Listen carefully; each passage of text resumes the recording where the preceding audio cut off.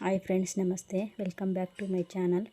ಇವತ್ತು ಕಡಲೆ ಬೀಜದಲ್ಲಿ ಚಿಕ್ಕಿ ಮಾಡೋದು ತೋರಿಸ್ತಾ ಇದ್ದೀನಿ. ಬನ್ನಿ ಹೇಗೆ ಮಾಡೋದು ಮತ್ತು ಏನೇನು ಬೇಕು ಅಂತ ತೋರಿಸ್ತೀನಿ.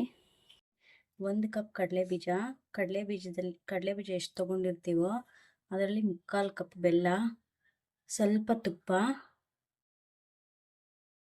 ನೋಡಿ, 1 ಕಪ್ ಕಡಲೆ ಬೀಜ. ಸ್ಟವ್ ಹಚ್ಕೊಂಡು 1 ಕಪ್ ಕಡಲೆ ಬೀಜನ ಹುರ್ಕೋಬೇಕು. ಆದಷ್ಟು ಹೈ ಫ್ಲೇಮ್ ಇಟ್ಕೊಳ್ಳೋದ್ರಿಂದ ಮೇಲೆ ಬ್ಲ್ಯಾಕ್ ಆಗುತ್ತೆ, ಒಳಗಡೆ ಉರಿಯೋದಿಲ್ಲ, ಹಸಿ ವಾಸನೆ ಬರುತ್ತೆ, ಮತ್ತು ಚಿಕ್ಕಿ ತಿನ್ನೋದಕ್ಕೆ ಚೆನ್ನಾಗಿರಲ್ಲ. ಆದಷ್ಟು ಲೋ ಫ್ಲೇಮಲ್ಲಿ ಇಟ್ಕೊಂಡು ಹುರ್ಕೊಳ್ಳಿ. ನೋಡಿ, ಈ ಥರ ಹುರ್ಕೋಬೇಕು ಲೋ ಫ್ಲೇಮಲ್ಲಿ. ಇದು ರೆಡಿ ಆಗಿದ್ದರೆ ಒಂದು ಪ್ಲೇಟ್ಗೆ ಹಾಕೊಂಬಿಡಿ. ತಣ್ಣಗಾಗಕ್ಕೆ ಬಿಟ್ಬಿಡಿ. ಕಡಲೆ ಬೀಜ ತಣ್ಣಗಾದ್ಮೇಲೆ ಸಿಪ್ಪೆ ಬಿಡಿಸಿಟ್ಕೊಳ್ಳಿ. ನೋಡಿ, ಕಡಲೆ ಬೀಜ ಮಿಕ್ಸಿಗೆ ಹಾಕ್ಕೊಂಡು ಈ ಥರ ತುಂಬ ನುಣ್ಣಗೆ ರುಬ್ಕೋಬಾರ್ದು, ತರಿಯಾಗಿ ರುಬ್ಕೊಳ್ಳಿ.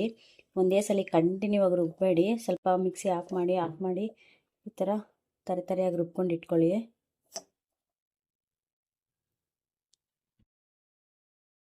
ನೋಡಿ, ಒಂದು ತಟ್ಟೆಗೆ ತುಪ್ಪ ತಗೊಂಡು ಈ ಥರ ಸವರ್ಕೊಂಡು ಇಟ್ಕೊಳ್ಳಿ. ಮತ್ತು ಸ್ಟವ್ ಹಚ್ಕೊಂಡು ಒಂದು ಪ್ಯಾನ್ ಇಟ್ಕೊಂಡು ನಾವು ಆವಾಗಲೇ ತೊಗೊಂಡಿದ್ವಲ್ಲ ಬೆಲ್ಲ ಹಾಕ್ಕೊಳ್ಳಿ.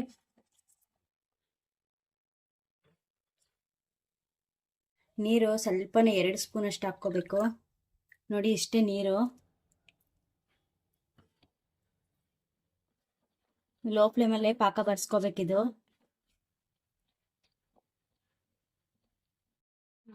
ನೋಡಿ, ಈ ಥರ ಬೆಲ್ಲ ಕರಗಿರುತ್ತೆ. ನೀರು ಜಾಸ್ತಿ ಹಾಕ್ಕೊಂಡ್ರೆ ಪಾಕ ಬೇಗ ಬರಲ್ಲ.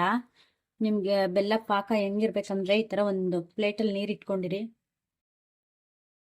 ನೋಡು, ಇದು ಪಾಕ ಹಾಕ್ಕೊಂಡ್ರೆ ಈ ಥರ ಉಂಡೆ ಬರಬೇಕು. ಈ ಥರ ನೀರಾಗಿ ಬರಬಾರ್ದು, ಇನ್ನೂ ಬರ್ಬೇಕು ಪಾಕ. ನೋಡಿ, ಈ ಥರ ರೆಡಿ ಆಗಿದೆ. ಅವಾಗವಾಗ ಚೆಕ್ ಮಾಡ್ಕೊತಾ ಇರಿ. ನೋಡಿ, ಈ ಥರ ನೀರಿಗೆ ಹಾಕ್ಕೊಂಡು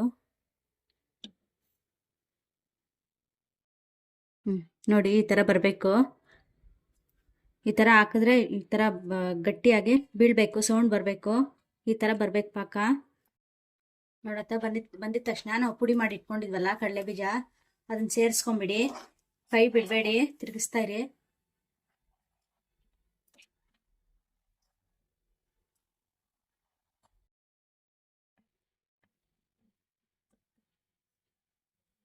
ನೋಡಿ, ಈ ಥರ ನಿಧಾನವಾಗಿ ಕಲಿಸ್ಕೊಳ್ಳಿ. ಸಾಕಾಗಲ್ಲ ಪಾಕ ಅಂತ ನೀರೆಲ್ಲ ಹಾಕಕ್ಕೆ ಹೋಗ್ಬೇಡಿ, ನಿಧಾನವಾಗಿ ಆಗುತ್ತೆ.